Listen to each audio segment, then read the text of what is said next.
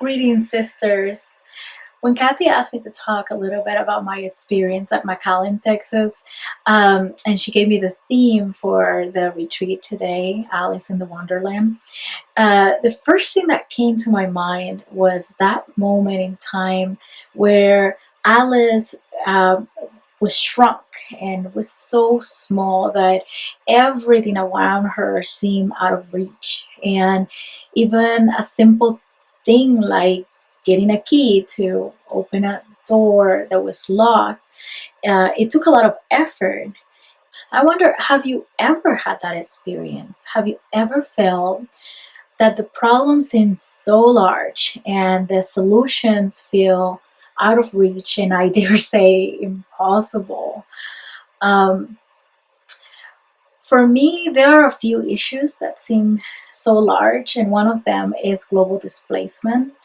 Um, According to the United Nations, back in 2019, globally, there were 79.2 million people that were forcibly displaced. And that number just increased with the global pandemic.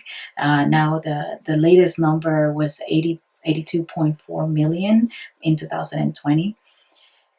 At the top, you will see a picture of the Afghan refugees that are fleeing, and they're waiting right now. And this one, they were waiting in Germany, and at the airport in Germany.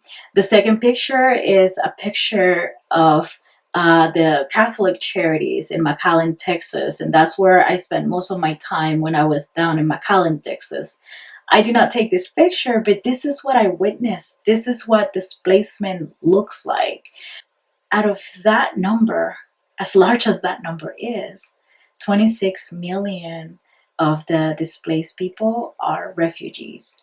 Refugees and asylum seeker, and when I say refugee and asylum seeker, there is a specific definition that I'm utilizing. They are people that fear for their lives. They have a well-founded fear for persecution or violence in their country, and most of them cannot return back to their country.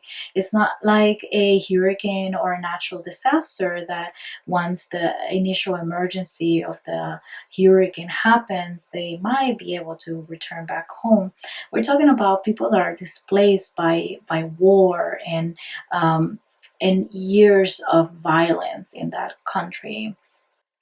As you might know, when there's times where you are um, working to alleviate suffering in the world, there's times of joy and laughter, and there is also time of great suffering and pain that is witnessed, and that's part of humanity.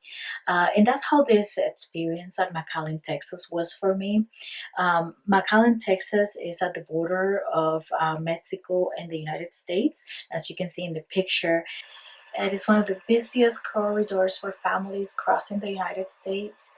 We were receiving on average 150 to 200 new people every single day.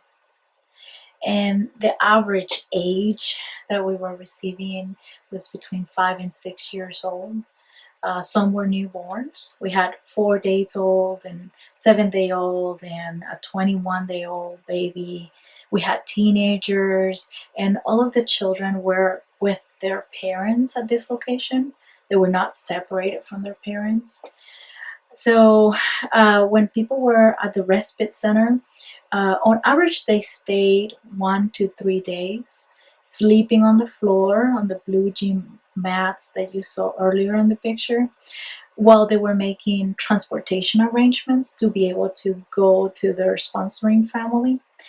And the needs that they have were very simple.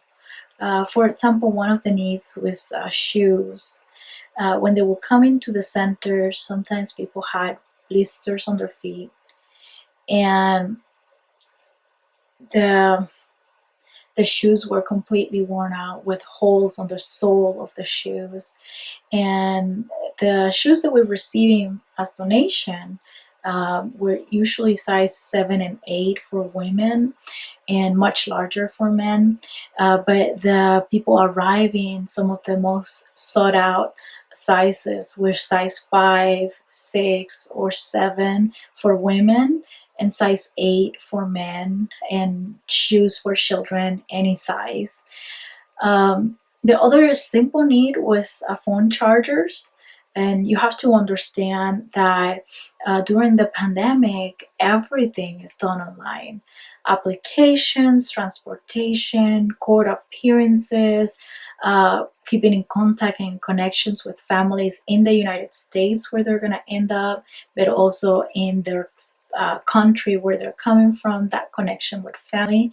So that phone charger was a very important tool for them to have. But above all, one of the most simple needs that they had was accompaniment. Um, Sometimes having a caring, listening ear that could just listen. And not everybody, not every family wanted to share their suffering. Uh, but those who did were enough for me to understand fear, abuse, real hunger, and the real true pain. Some of the mothers with tears in their eyes would share stories about um, unimaginable cruelty that they had to endure, or that they had to witness their children endure. Some of the journey took just a few days, and some people's journey took years. I was talking to one mom from Nicaragua who spent 15 days to come from Nicaragua to the United States. And I talked to another mom from the same country, also from Nicaragua, that um, it took her almost a year to make her journey. Her and her children were kidnapped twice. And again, unimaginable cruelty in their journey. And she continued to make sure to come, not only because she had the hope of the United States, but her husband is also in the United States. So she was hoping to reunite with her husband in a safe place for her and her children. I witnessed children coming in with very silently and quiet, with mud in their faces. And what was interesting to see was their transformation, where with a little bit, they had a shower and clean clothes and some healing play, laughter. At the end of the day, or even the next day, you wouldn't even recognize that child. They look like different people altogether than the ones that arrived. And I wonder if caring and kindness and people that are trained and knowledgeable on how to help through children through trauma could produce such a big change in just 2 days. How much more transformation could we see in these children with more time, with more kindness, with more trained people that knows how to work with children during traumatic situations? The journey of refugees and asylum seekers is a hard one, and the pandemic has just exacerbated the vulnerability of our refugees and asylum seekers, not just for economic conditions, but also vulnerabilities to human trafficking, to be coerced, to be forced and deceived throughout their journey. So we cannot abandon, we're not free to abandon the work. So how do we continue? How do we continue to do it? With faith. We know that all things are possible through Christ who strengthens us, right? And we know that there is those moments of joy that we can experience and that we can hold on to them, so it can continue to propel our energy into not abandoning the work. And we know that we can pray to God. And when I say pray, I don't mean pray and forget it.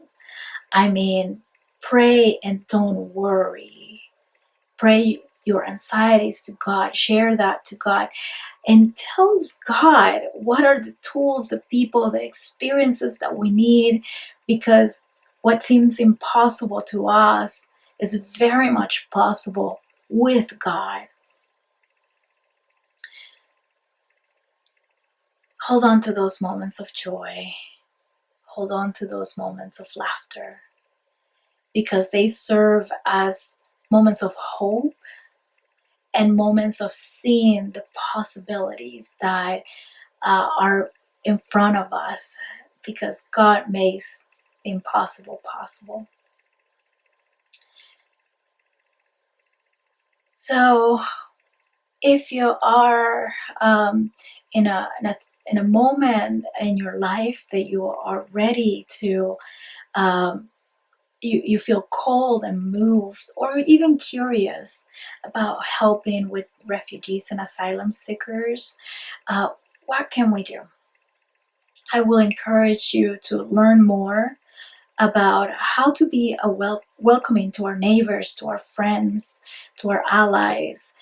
There is a couple of ways that you can learn more information, and a good one is coming on November 7th to the 11th, is through Church World Services, that is putting together a conference with wonderful resources. They have about, I think it's 32 workshops with themes ranging from climate change and migration to how do you advocate, or even sessions around resettling the Afghan friends or welcoming asylum seekers. So that might be something that I would encourage people uh, to register for and attend. And it's open not just for clergy, it is open for lay members, church members, and even people that are not part of the church, because this is an interfaith community of learning. So once you learn, I would also encourage you to share that information. And there's a couple of ways you can share. You can share through worships, through prayers. There is the disciples ministry called the Refugee and Immigration Ministries, RIM for short.